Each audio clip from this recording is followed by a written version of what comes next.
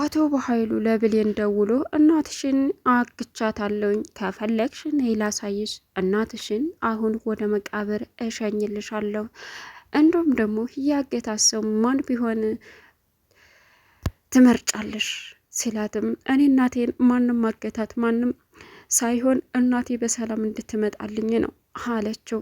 ኧረ እባክሽ ክክ የምታምኒው ዳግም ነን እናትሽን አገታት። እሺ አይገርምም? ዳግም ደግሞ እኮ ለአሳዳጊሽ እናቱ ነ። አይገርምም? እናቱን ማገት ማለት እንግዲህ በጣም ይገርማል እያለ ተላላጠባት።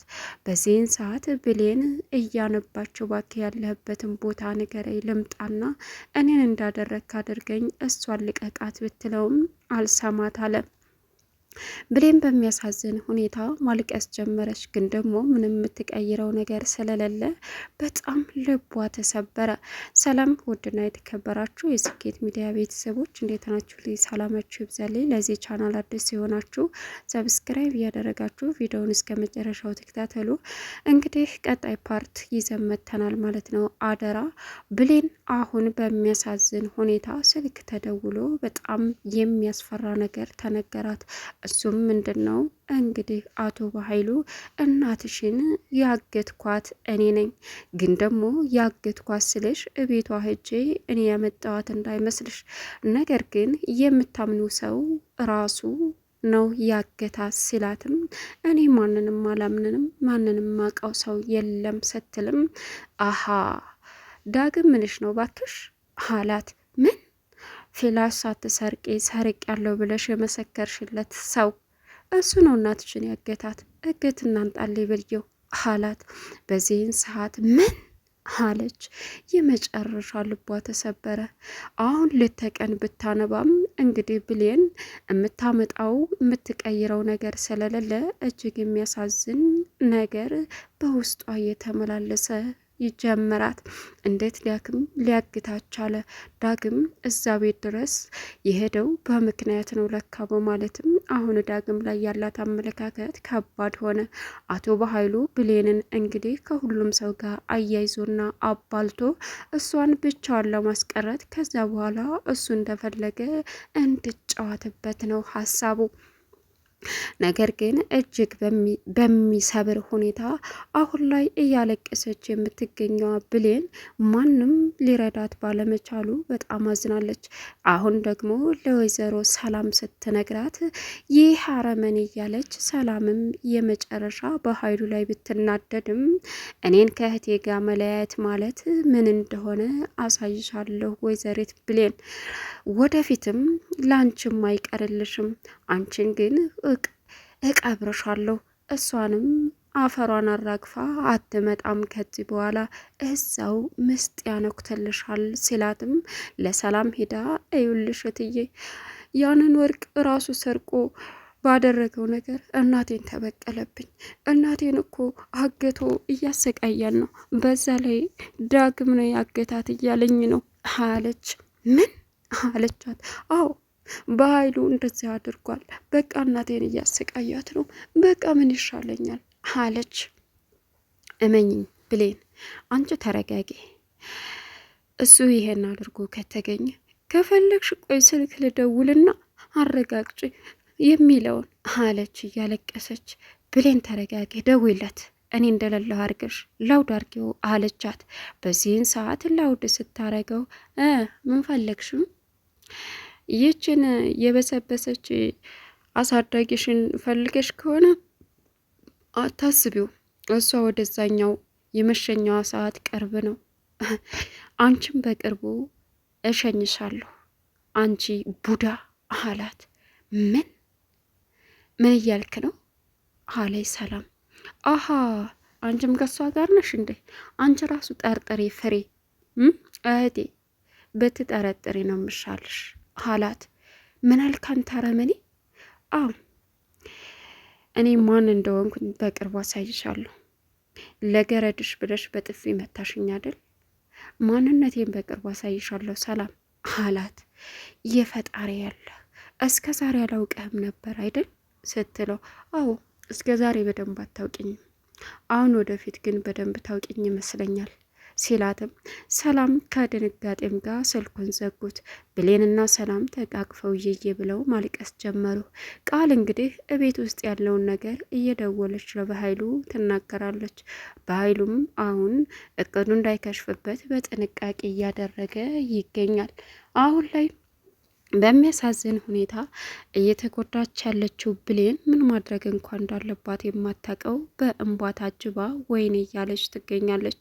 በጣም ያሳዝናል። አሁን ላይ እሷ ሁሉን ነገር የመቻል አቅም እንደሌላትም ለወይዘሮ ሰላም ተናገረች። ወርቁን እሱ ሰርቆ እሷን ሌባስ ብሎ እስር ቤት እንድትገባ ነበር አላማው። ብሌን ግን ቀድማ ይሄንን ስላደረገች እንግዲህ የብሌንን እናት ተከታትሎ እዛ ቤቱ የኔን መሰለኝ የድሮ ቤቴን እያለ የነበረው ዳግም እናቱን ለምን እንዳገተ እንግዲህ በቅርቡ የሚታይ ይሆናል።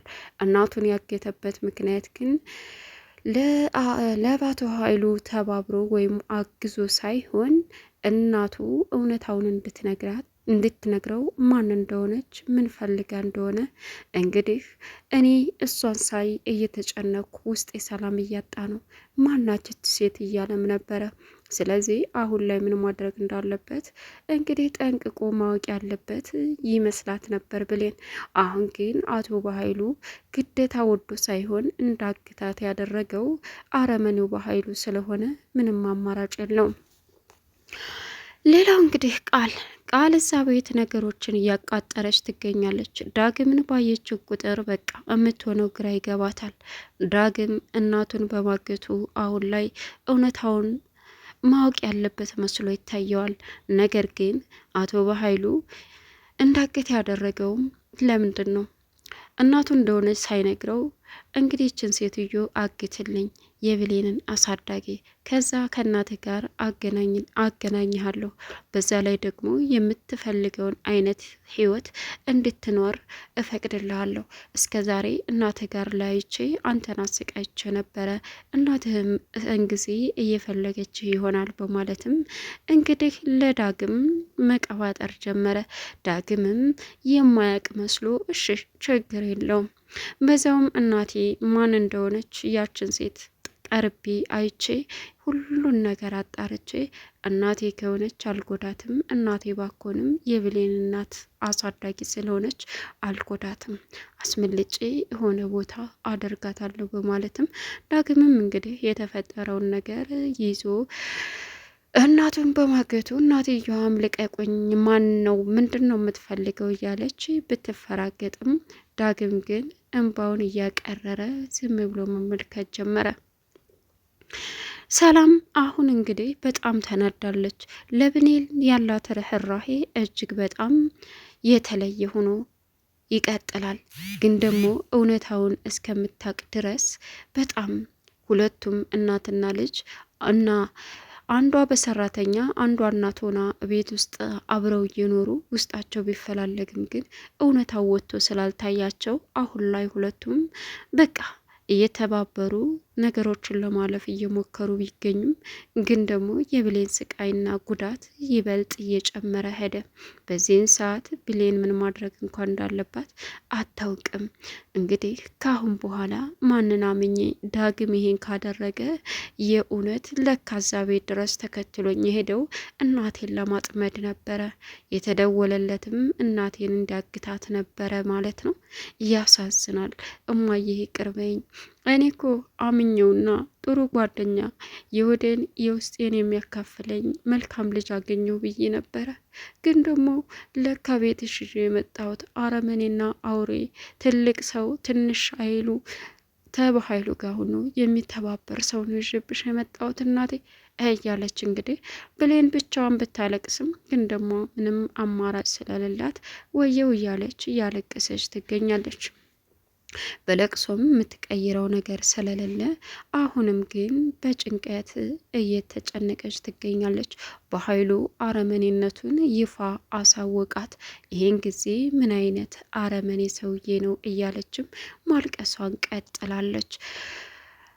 እሱ እንኳ እናቷ በህይወት እንኳ ብትድን እንግዲህ በጣም በሚገርም ሁኔታ የብሌን አሳዳጊ ቤት ድረስ መጥተው ልጄ እመኝኝ፣ ይቅር በይኝ። እናትሽን በቅርቡ አገናኝችሽ፣ ወላጅ እናትሽ በህይወት እንዳለችም ታያለሽ፣ አገናኝሻለሁ፣ ከሷም ጋር ህይወትሽን ትቀጣያለሽ ብላ ለቃል ስትገባላት ለብሌን ስትገባላት ቃልም አይታለች። እንዲሁም ደግሞ በኃይሉም ደርሶ ስለነበረ እኔ ያለሁማ በፍጹም አንቺ ልጇን አታገናኛትም በማለትም በኃይሉ እንግዲህ ጸጥ አለ።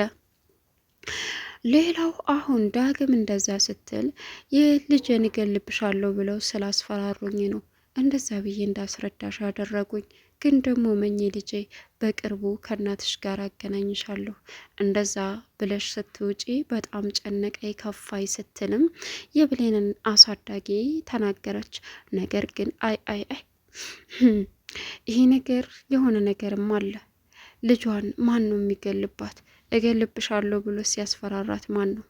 እናቴን ይችን ሴትዮስ አፍኖ ያስፈራራት ማን ነው እያለ እንግዲህ ዳግም በዛ ውስጥ መወዛገብ ጀመረ። ነገር ግን ምንም ማድረግ ስላልቻለ በቃ በሀዘንታ እንግዲህ ውስጡ እርር እያለ አሁን ላይ ሳይወድ በግዱ የገዛ እናቱን እንዳግት ያደረገው በኃይሉ በጣም አረመኔነቱን እየተጫወተው ይገኛል። በዚህን ሰዓት ለብሌንም ደውሎ ብሌን እንግዲህ የተፈጠረውን ነገር ልንገርሽ፣ ጥሩ ሰርፕራይዝ አለኝ አላት።